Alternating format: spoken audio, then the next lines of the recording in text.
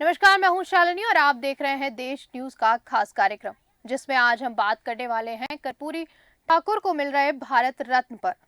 साथ ही भारत रत्न पर हो रही बिहार में सियासत पर।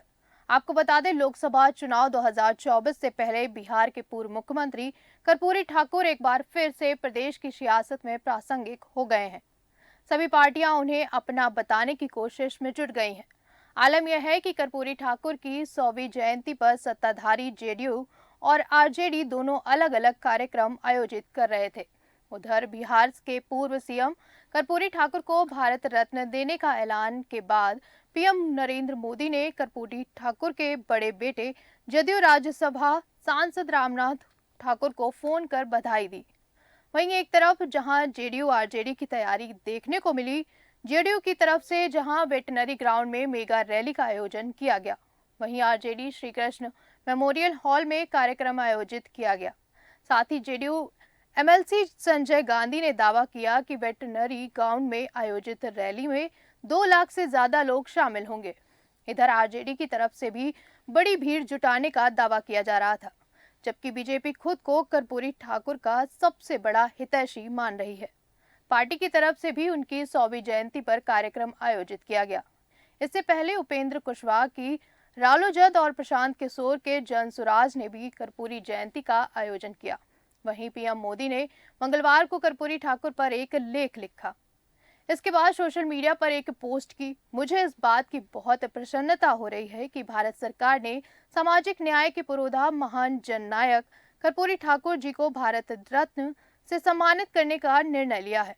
वहीं उनकी जन्म शताब्दी के अवसर पर यह निर्णय देशवासियों को गौरवान्वित करने वाला है। पिछड़ों और वंचितों के उत्थान के लिए कर्पूरी जी की अटूट प्रतिबद्धता और दूरदर्शी नेतृत्व ने भारत के सामाजिक राजनीतिक परिदृश्य पर अमिट छाप छोड़ी है। यह भारत रत्न केवल उनके अतुलनीय योगदान का विनम्र सम्मान है, बल्कि इससे समाज में समरसता और बढ़ावा मिलेगा।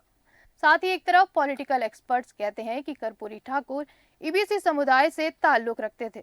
बिहार में भले ही ईबीसी की अकेली कोई जाति चुनावी गणित के लिहाज से महत्वपूर्ण नहीं हो, लेकिन सामूहिक तौर पर 130 जातियों और उपजातियों का ये समूह 36% का वोट बैंक बनाती है। इस लिहाज से देखते हुए समूह बिहार से सबसे बड़ी आबादी है। ये कारण है कि हर दल इस वोट बैंक को अपने खेमे में करना चाहता है। वहीं एक्सपर्ट्स कहते हैं कि 2005 में नीतीश कुमार को पहली बार मुख्यमंत्री बनाने में इस समूह का अहम योगदान रहा।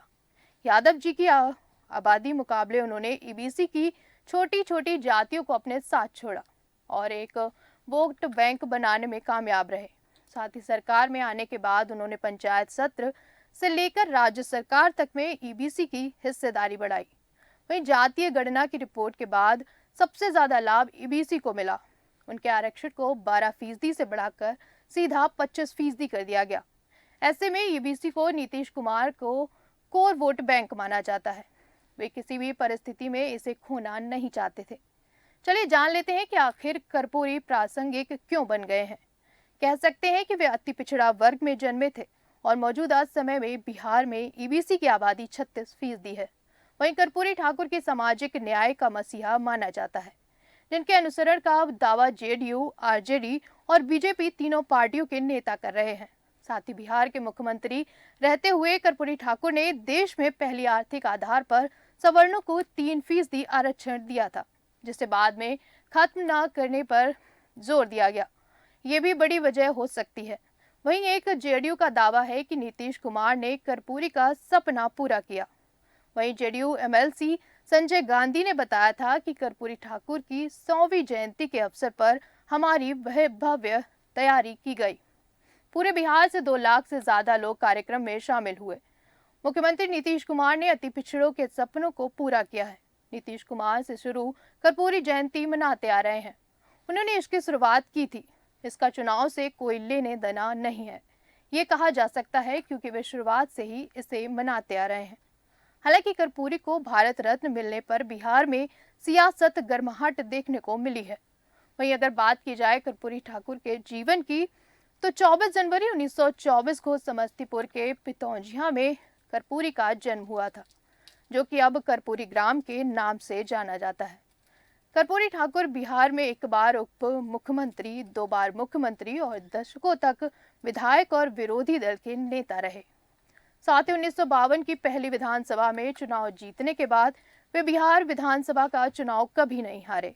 वहीं राजनीति में इतना लंबा सफर बिताने के बाद जब वे मरे तो पूरे परिवार को विरासत में देने के लिए एक मकान तक उनके पास नहीं था।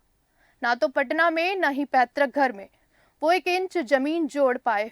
जब करोड़ों रुपयों के घोटाले में आए दिन नेताओं के नाम उछल रहे हों, वहीं कर्पूरी जैसे नेता भी हुए थे।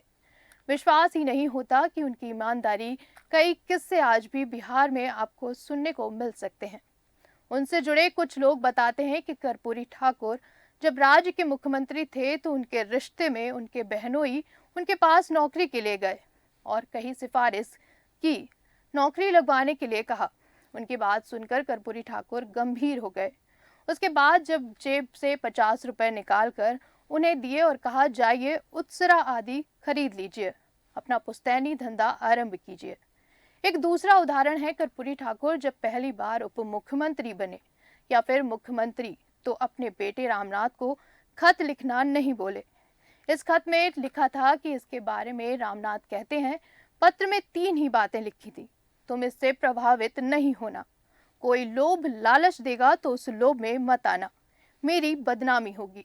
रामनाथ ठाकुर इन दिनों भले राजनीति में हो और पिता के नाम का फायदा भी उन्हें मिल रहा हो, लेकिन कर्पूरी ठाकुर ने अपने जीवन में उन्हें राजनीतिक तौर पर आगे बढ़ाने का काम नहीं किया।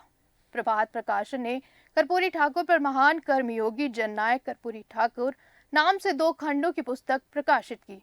इसमें कर्पूरी ठाकुर पर कई दिलचस्प स्मरण शामिल हैं।